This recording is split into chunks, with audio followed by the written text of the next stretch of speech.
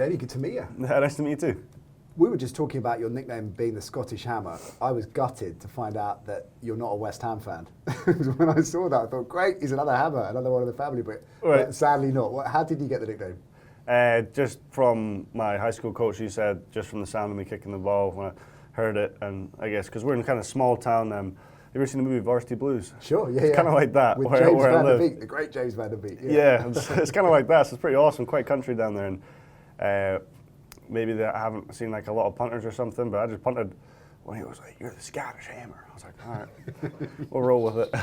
You trademarked it. Mm-hmm. So should we expect merch in the next 12 months? Not from me, it's just if anybody else wants to make their own merch, you better contact me first. The lawyers will be onto you. So you mentioned Varsity Blues.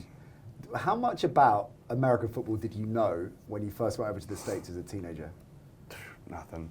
I just, my favourite movies were always American football movies though. Remember the Titans? Yeah.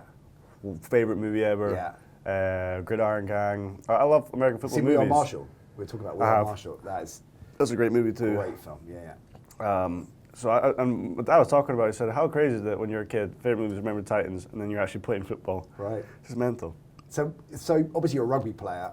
When you went over to the States originally, I read something that you carried on playing rugby, but the standard just wasn't strong enough. It didn't keep you motivated. Yeah, it was just a little bit tough for me because, I came from really good rugby club Highland. We used to destroy teams up there, and then went to Merchiston, and we had a really strong team. We were absolutely pumping teams up in Edinburgh and stuff. And there was a really high level of schoolboy rugby. And then I went out to the States, and I was like, oh man, I'm looking at some of the guys, and it's not this bad, but for instance, like, you call that a switch. I have no idea what a switch is, kind of stuff like that. Yeah, looking at me, just pass me the ball, bro.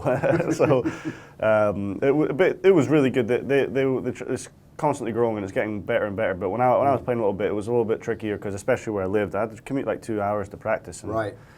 It's just, I was kind of done. I wasn't really enjoying it. Because you're hearing that it's one of the fastest growing sports in America, but I guess such a vast country that it's entirely geographical. If you're in the wrong place, then the scene's just not going to be there. Yeah, because if I was living in DC, it would have been all right. Right. Because there's a lot of growing rugby there, and there's actually a French exchange kind of school there that they've got a rugby team. They're pretty good, full of French boys in that, and they're good. And that's who I pulled on a shirt for a couple of times. But it's just, traveling 2.5 hours as a kid, just like to go to just too much training on that. I was like, oh. Yeah. Were you a fly half? Yeah. Yeah. So that obviously you were interested in kicking. You started watching American football, and again, the apocryphal story goes that you were at a game watching it and watching the kickers and the punters, and think I could do a lot better than that. Yeah, basically, and I just said to the coach, hey, you want a kicker in that, and hit a couple of real long field goals and punted the ball, and he was just. His claim to fame is he was looking at the kicker and he was like, "You're fired," and he thinks it's hilarious. I was like, "That's a bit harsh," but the old kicker just yeah. Oh, poor guy. I know, right? But Brian Woodburn, he's absolutely hilarious. The big old country boy. You're fired. Oh man, it's a bit harsh, pal. What is the difference? Because obviously weight of ball is fundamental, and we were chatting about the AFL as well. So the difference in the weight of that ball to a rugby ball to an NFL ball, but. How would you describe it and how you adjusted to learning how to kick at American football?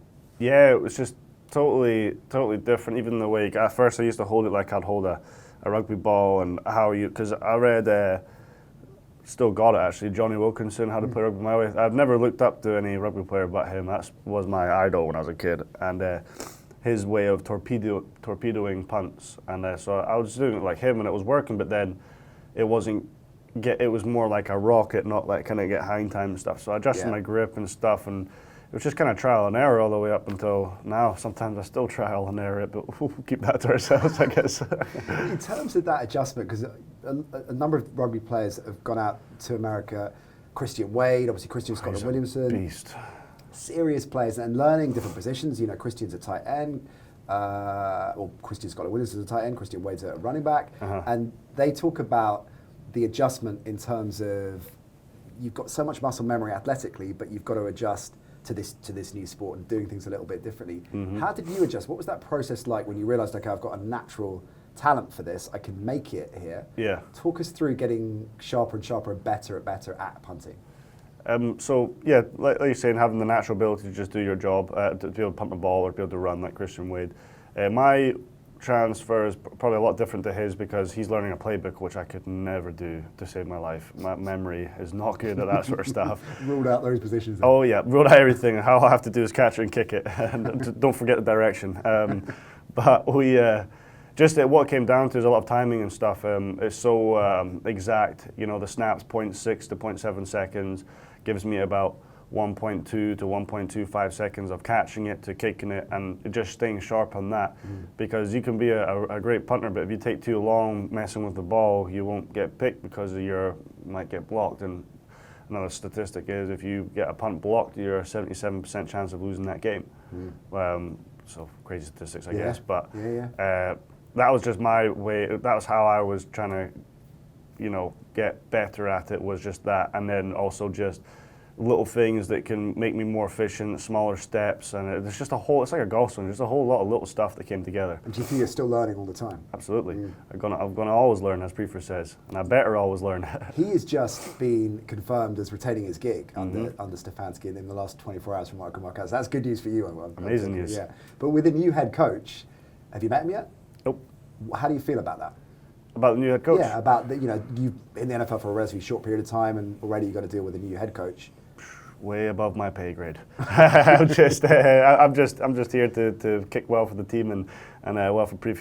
He looks like an awesome guy. I'll get along with anybody. You know what I'm saying? I don't really think about that. I respect him. I really liked Freddie. I was sad to see him go, but things happen. It's a business, you know. And now they've got another guy in. I always mess up his last name, Stefanski. Stefanski. Work on that, yeah. Yeah, I need to work on that. Coach. Yeah, that's what I say, coach. Hell of a season though for you. I mean, it couldn't have really gone on a personal level much better, could it? For me, it could have. There's a few punts I'd like to take back. I'm just a bit of a perfectionist, but I'm happy I went the way it did. You know, we as a special teams unit, you know, punt team unit, we broke the franchise record for the net punt for Browns, which is cool. Wow. And but that isn't just I mean, Coach Pref is so particular on everything, and it's great because it keeps you on the ball and eliminating mistakes. That's one of the big things with special teams, eliminating mistakes and flags. And did a great job at that. And we cut, because of our gunners and our interior, we cut our return goal in half. We had like 400 something yards last year, and we cut that completely in half. So, and that's just all down to great players, great gunners, and Charlie snapping back, amazing snaps. It's been good, so it made my life easy. Talk us through training. So a typical day's training for you looks like what? Oh, just if I'm on a punting day, I'll go into the gym and warm up and use the bands to stretch and get my hips activated, and then go out, tap a couple, and then work on different areas in the field. Then we'll have a punt team period, do that, and then if I feel like I want to do some more, I'll tap a couple more, and then that's about it. Because kicking, whether it's punting or kicking, tends to be a little bit separated from the rest of the roster in some ways. And at the same time, I was looking at that hit in the pre-season game against Detroit. When you landed that, and you must miss hitting and tackling it, being a rugby player. Yes, all the time. All the time. When you hit that, did the defensive players look at you in a slightly different way? I think so. They were all really pumped up, and it's pretty funny for me because that's just a normal day in the office in rugby, isn't it? Right. So I don't go out to look for tackles. I'm quite happy just if they just fair catch it and I get to wander off the field. But I was just wanting to show that, you know, I don't want to be one of those punters that just lets someone breeze past. Like, I'm going to make an effort. I'm going to try and get them down, because it's football. Anything can happen. You can strive to be perfect. You kick a great punt, something could happen, or I kick a not so good punt and he breaks loose and it's me and him. So I wanted to show them that, you know, I'm here for the team too, and every yard counts for me as well, for the team. Do you think that gives you a bit of an edge in a way, that you are known as a punter that can tackle? So, of course, any coach is not going to want you to be in that position, because it means that the returner's got to where you are on the field or thereabouts. But the fact that you can put in a tackle like that, it must give you an edge over a lot of other punters. I don't know about an edge. It's just a different aspect. You know, like Mitch for the 49ers, he can lay some wood out there too. You know, there's a few guys that can do it, but maybe an edge, I don't know, just maybe something different for the returner to think about. Now, you mentioned Mitch, and another international name in the NFL. Are we going to see more and more players from all across the world coming into the league over the coming years, do you think? That's tough. Maybe. I mean, like I was saying earlier, in America they grow up like throwing footballs or throwing baseballs and stuff, and we grow up kicking, soccer balls, as they would say, or our footballs, and kicking stuff. So maybe, I mean, another thing with kicking is that sometimes people can be quite robotic with it. I feel like you also just have a natural ability to kick a ball, because something can go wrong. Like I can catch the ball and drop it outside my drop zone, and you have to have a natural ability to be able to kick it and save it, and kick it well. In my opinion, a lot of robotic. If you're very robotic, when something doesn't go well, you tend to not kick it very well, right? Can't adapt, right. I think that's like, Mitch has got a huge end-over-end punt. So does Michael Dixon. He's got an absolute cannon of an end-over-end punt too, and different versatile things you can do. Not saying that Americans aren't good at punting, they're very good at punting too, but it's just different aspects, isn't it, and what you can bring to the table. Right. Let's talk about AFL, because we mentioned that earlier on, and there's a kicking challenge going on there that you fancy chancing your leg at. Yeah, I can't remember what it's called. You win like a golden boot, and I was talking to one Aussie about it ages ago. He was saying that maybe this is not true, but don't take it too seriously. But that's the fun part about it. It's not taking it seriously. You go out for a good laugh, right, have a couple of pints afterwards. And I'd love to. It's like a little runway, and you run up with the ball and just absolutely hoof it over the pond. And I'd love to do that. It'd be a blast. I'll go in my football pads while they're on their AFL gear, and I'll try and smash one down there. Someone's got to put that together. An NFL player, AFL player, a rugby player, and put some kind of skills TV show together. It's got to happen. Right. Me, Mitch, and Michael could go out there, and Barry from the Pittsburgh could go out there and compete against each other and all that. It would be hilarious. Let's trademark that as well, right? So okay. We get that could be a little team ourselves against the AFL guys. In terms of the Super Bowl, you're not going to be in Miami, sadly. So where are you going to be watching it? Probably in Inverness. Right. What do your mates and family think about it, or think about your whole journey and the game as well, comparing it to rugby?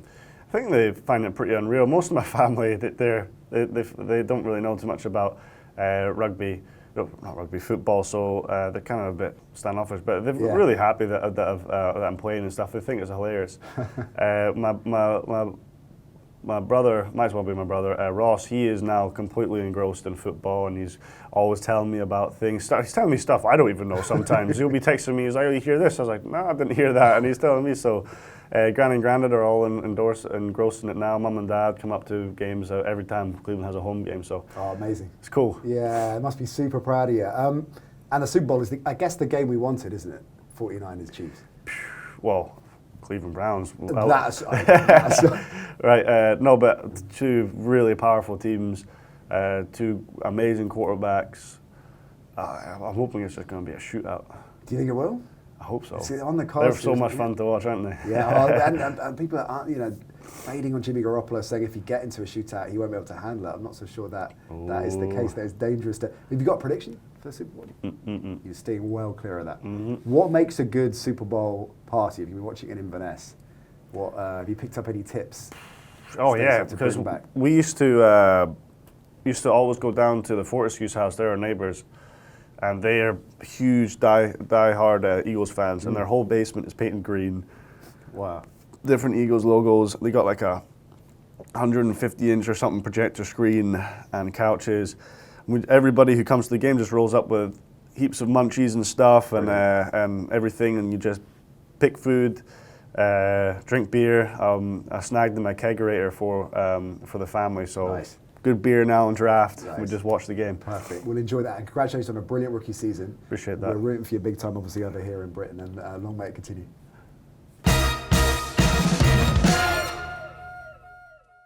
Hope you enjoyed the Nat Coombs Show presented by Paddy Power Fantasy. There's plenty more where that came from. Just click subscribe to ESPN UK and you won't miss a trick.